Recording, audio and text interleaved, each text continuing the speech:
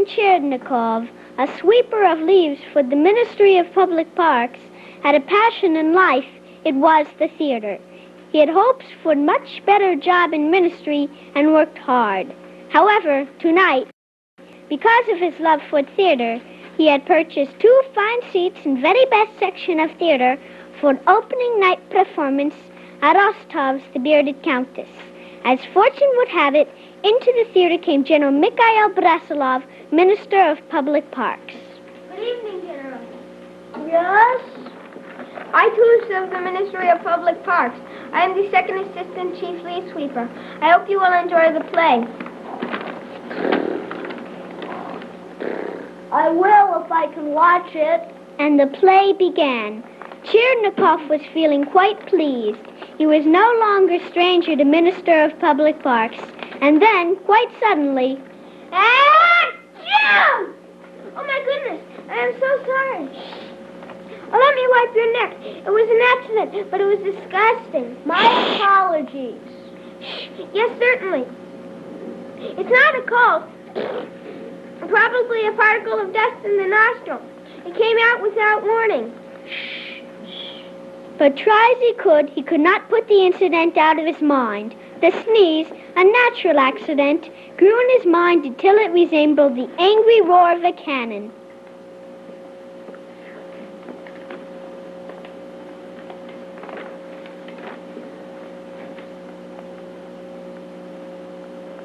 And the play ended. Excellent. Yes, excellent. Oh, General. Oh, dear, it's the sneezer. I don't want you going out into the night air with a damp head. Don't worry about it, young man. It was an accident. Come, dear, we must sleep. You should not let people sneeze on you, dear. You are too important to be sneezed at. I am ruined! Ruined! He'll fire me from leaf sweeping. He'll send me back to weed picking. Chernykov's career had been blown away. Why didn't I sit up at the balcony with people of my own class? They love sneezing on each other. Perhaps if I call on the general at his office in a charming but honest manner, he'll have no choice but to forgive me. Maybe it's best not to remind him, Ivan. No. If I'm ever to become a gentleman, I must act like one. So the next morning, Chernykov went to the Minister of Public Parks. He had to wait until the general spoke with 50 or 60 other people. And then, late in the afternoon... Next! I'm not next, Your Excellency. I'm last. All right, then. Last. Do you not recognize me, Your Excellency? We met last night. I am the splatterer. The what?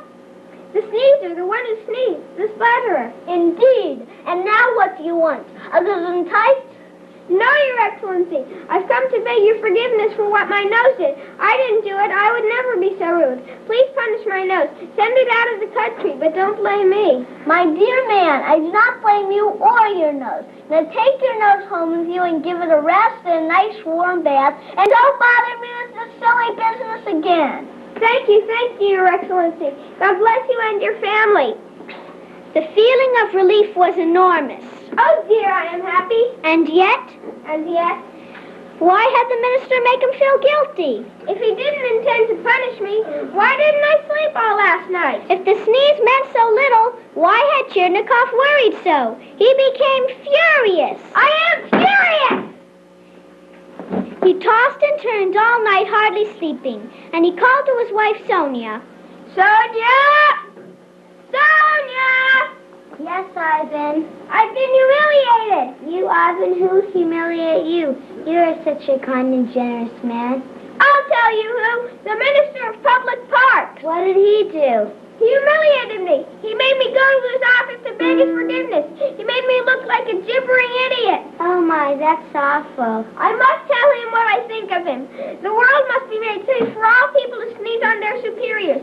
It is he who will be humiliated by I. So the next morning, Chernykov went to the Minister of Public Parks' office to humiliate he. Well, Well, you say? Do you not recognize me, Your Excellency? Look at my face. It is I once again. It is you once again? Who? I have returned. I have not taken a hot bath. Who let this filthy man in? What is it?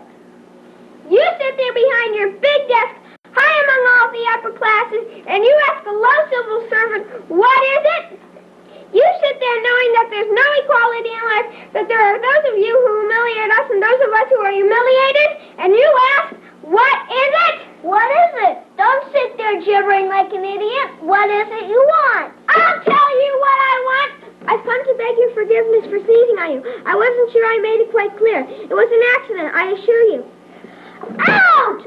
Out! You idiot! Fool! Imbecile! Get out of my sight! I never want to see you again! You transmitter! Maggot! Insect! You are lower than an insect! Send you guys into a cockroach!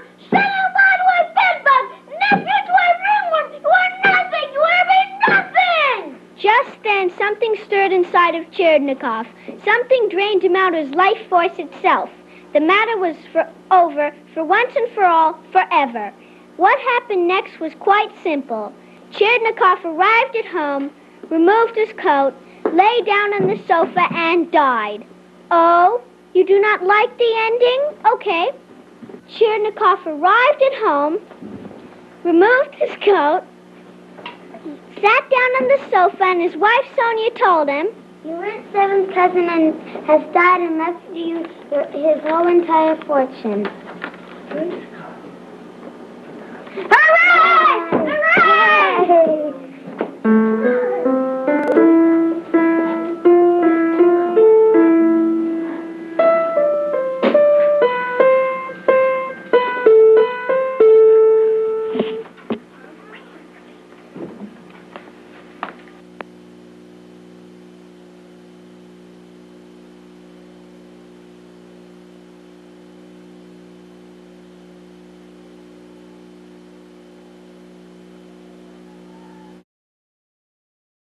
Throw away the litter. Throw your junk wherever you go. Throw it out, throw it down and throw it much. Leave a trail of empty junk wherever you go.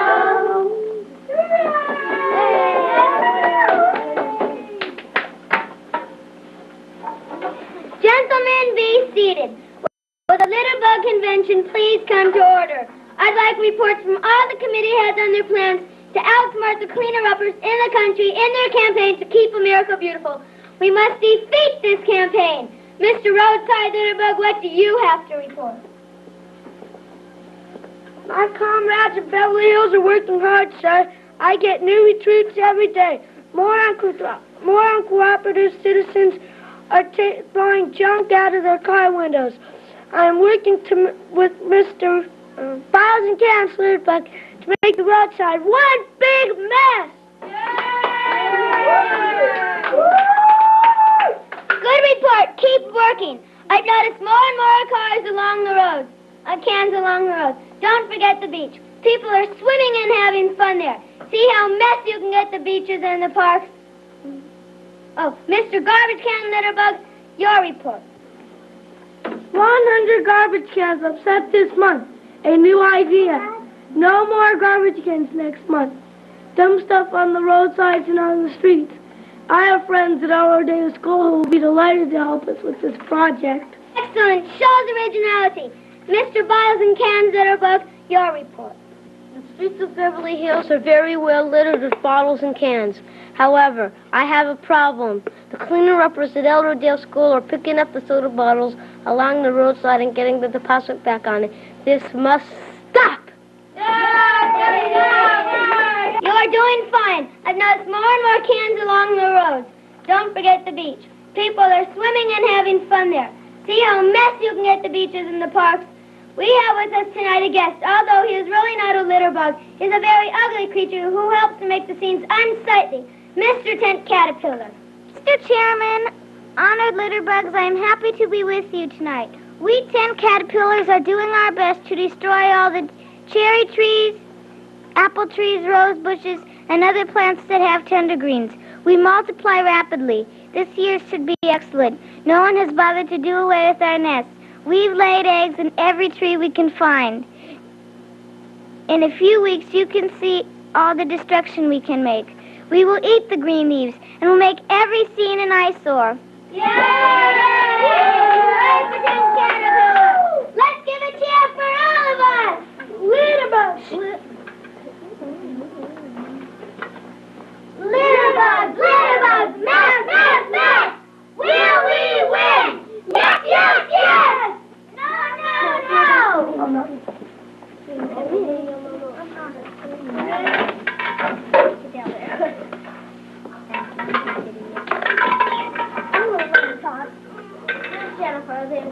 Oh, no, not my thing.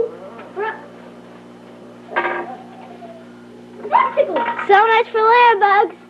Yay, that was Litterbugs. Now it's our turn to sing. Pick a fire litter. Make your country fair to see.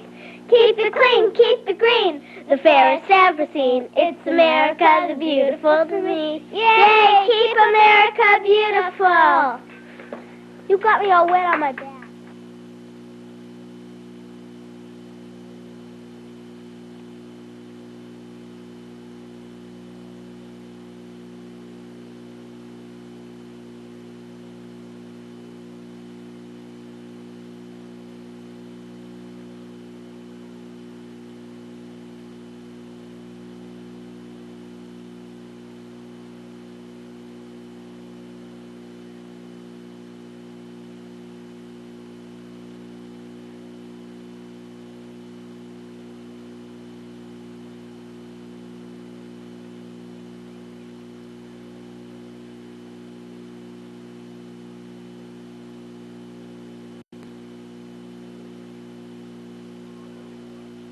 War, choreographed and danced by Josh Finkel and Stacy Bernstein.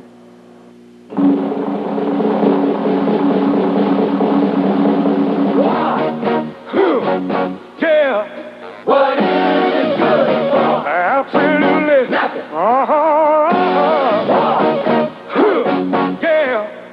What is it good for? Absolutely nothing. Say it again, y'all. Look out. What is it good for? Absolutely nothing. Listen to me. Oh, I despise. 'Cause it means destruction of innocent lives. War means tears to thousands of mothers die when their sons go out to fight and lose their all. Good God, y'all. What is it good for? Absolutely. Let's get said again. Lord. What is it good for? Absolutely nothing. Listen to me. It ain't nothing but a heartbreak.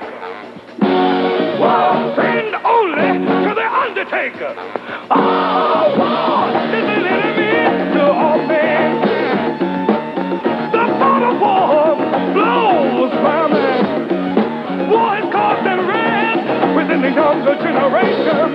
Induction, then destruction. Who wants to die? Oh, war. Good God, y'all.